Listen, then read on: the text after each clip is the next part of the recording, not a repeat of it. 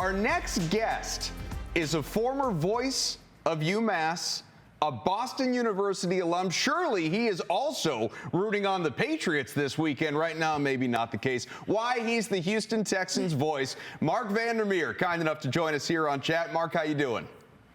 You know, if Drew Bledsoe was still playing, if Steve Grogan was still playing, and I was much younger, maybe, but they've been the enemy for a long time, 2 decades, because I've done every game in Texans history, and the Patriots have been the enemy during that time, and especially in the playoffs, right? 2 divisional round appearances for the Texans up there.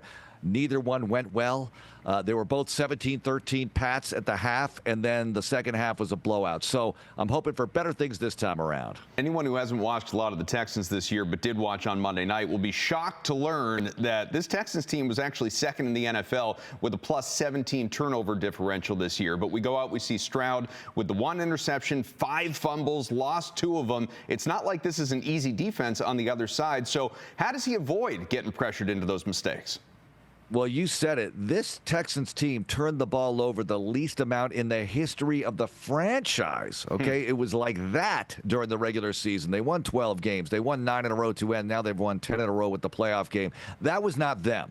If they make those mistakes again, weird snaps, bad snaps, ball loose in the backfield, I don't like their chances. But I like their chances of cleaning that up so they can just play, run the rock, get the passing attack going when you need it, and punt. This is a big part of the formula.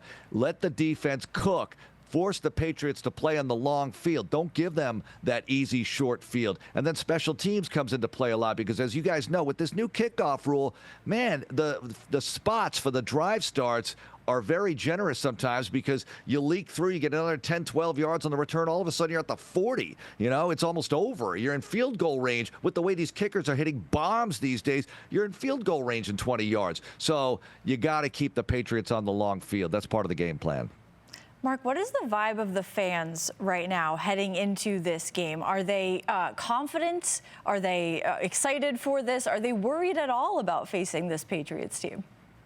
There's always worry. It's Houston. There's always worry, okay? I mean, you go back to the Oilers. Going to Pittsburgh, the Oilers lost back-to-back AFC championship games in 78, 79. They had the Renfro catch that was but wasn't. Had instant replay existed, it would have been ruled in. It was fairly late in that game. It would have made a big difference. There's a lot of history here in the postseason. Buffalo and the Oilers, because a lot of Texans fans were Oiler fans, right? And Texans in the playoffs, going to New England, facing Goliath up there a couple of times.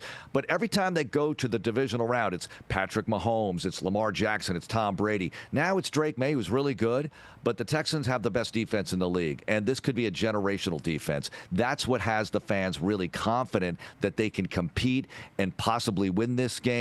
And some are very confident more than others.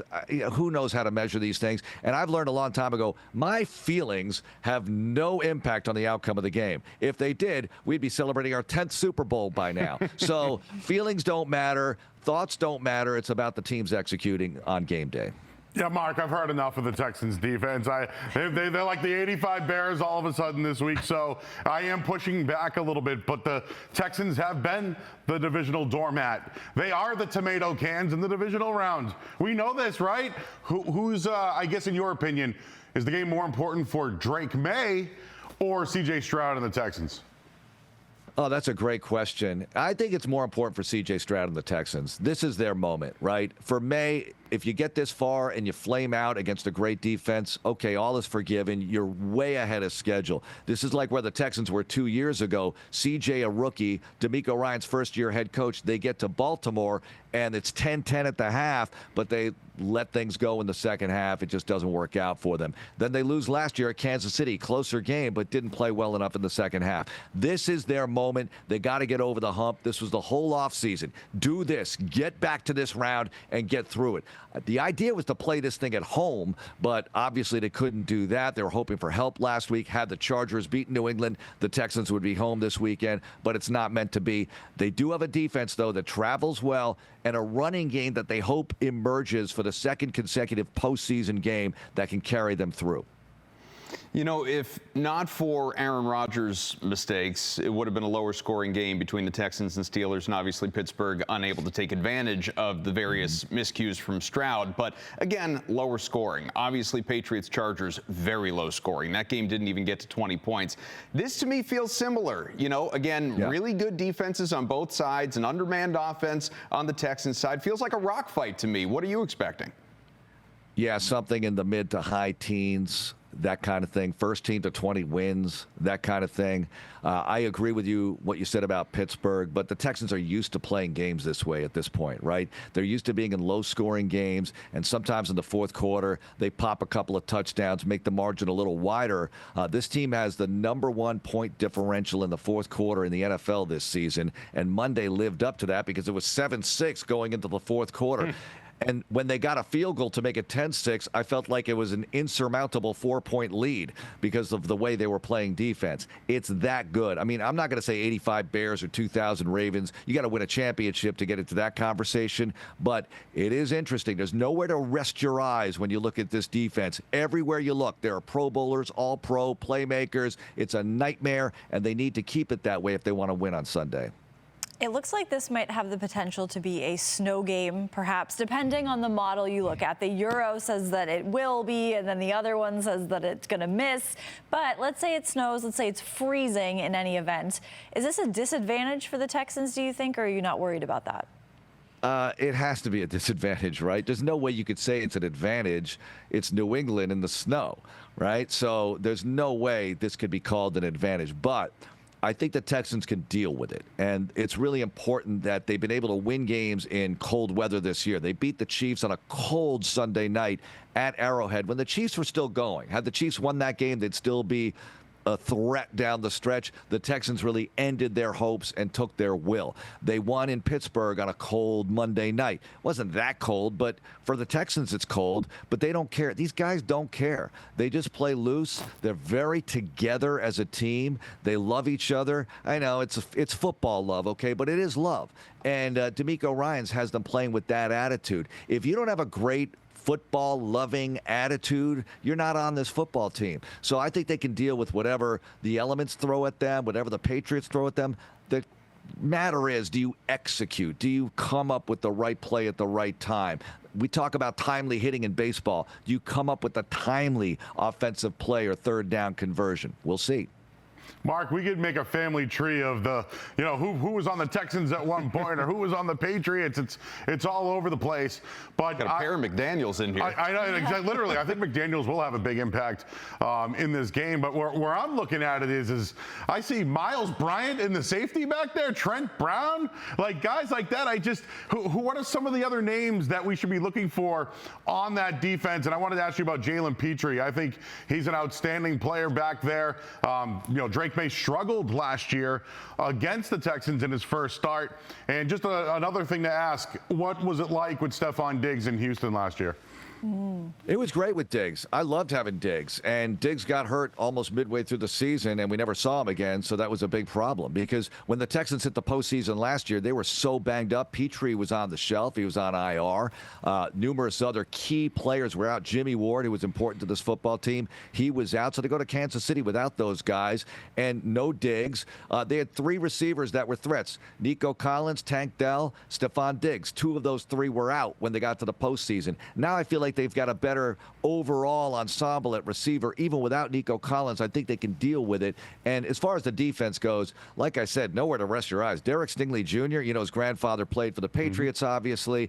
And you've got Kamari Lassiter, second-round pick. He is on fire at corner. Kalen Bullock had that pick six late against the Steelers. He's a ball hawk. I mean, that's just the secondary. Don't get me started on Danielle Hunter, Will Anderson Jr., the best bookend defensive end tandem in the league with their double-digit sacks each. They're both on all-pro teams. I mean, this is a nightmare. The defensive tackle rotation is interesting to me because Sheldon Rankins, yeah, he's a well-known guy, but he's not exactly a household name, but he's made some plays as well. Scored a touchdown. He's got 2 touchdowns this year for this team. So they've got playmakers everywhere, and there's a lot of Patriot stuff because Nick Caserio is our guy. He's been here since 2021, helped build the roster, obviously. Now you got D'Amico, former Texan. He's from the San Francisco world. So you got a lot of influx of different systems and philosophies, but it all seems to work well together.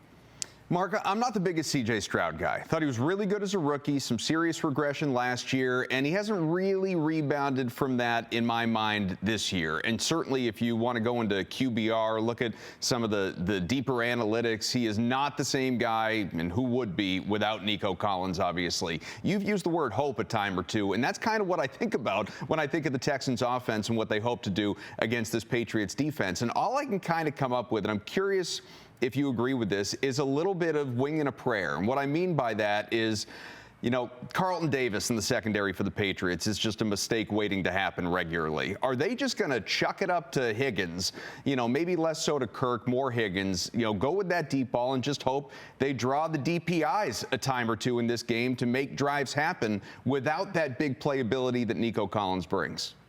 Well, I think other than that, you know, we talk about big playability. Nico's really good on that dig route, that 15 to 20-yard dig route. You got third and long, you got to go get it. He can get it. He can get to a spot, makes really great catches that way, and he improvs very well. I think they'll take their shots, but they want to be controlled at the same time, if it's at all possible. Dalton Schultz is actually their leading receiver, the tight end, in terms of number of catches. Nico leads them in yards. So I expect Schultz to be used more than he was Monday night. He only had 3 catches, but he blocked really well for that 160-plus yard rushing performance. And, you know, look, Stroud takes some heat here, there's no doubt, because he blew up as a rookie. But the fact is, he's the starting quarterback on a team that's back in the divisional round for the 3rd consecutive season. And if he wins, he's got 5 playoff victories. I mean, that's unbelievable. Well, it's 4 playoff victories. That's unbelievable for a guy who's 24 years old. So I look at Stroud a little bit differently. Rebuilt offensive line, new coordinator. It's taken a long time to put this thing together. They finally, along with Trent Brown, got their solid best 5 in there at the same time as they went on this winning binge, 9 in a row to end the regular season. So I think they're on the rise here. Another year with Caley, I think Stroud will play even better. Before we let you go, Mark, what's your prediction for this game? I don't do predictions other than, all right, see, I say this. I think the Texans are going to play really well in this game, and I think the Patriots will rise up as well. But I think both quarterbacks are going to have some issues. Drake May against the Chargers. What the Chargers did to May with the pick, couple of fumbles, lost one, the Texans can do that too, ladies and gentlemen, and they can do it even better. So we'll see. I think May's going to run the ball a lot. That could be a big problem. Texans have had their issues with running quarterbacks, yet they got to Justin Herbert. So you just have to watch it all unfold in front of us on Sunday. Well, listen, we said it before we even came on. One half of this screen that people are looking at, you're on one side, the 3 of us on the other. Only one half is going to have a good time on Sunday at the end of that thing. But listen, we hope it's fun along the way at the very least, and to talk to you again down the line. All right, folks, thanks a lot for having me on. Nesson.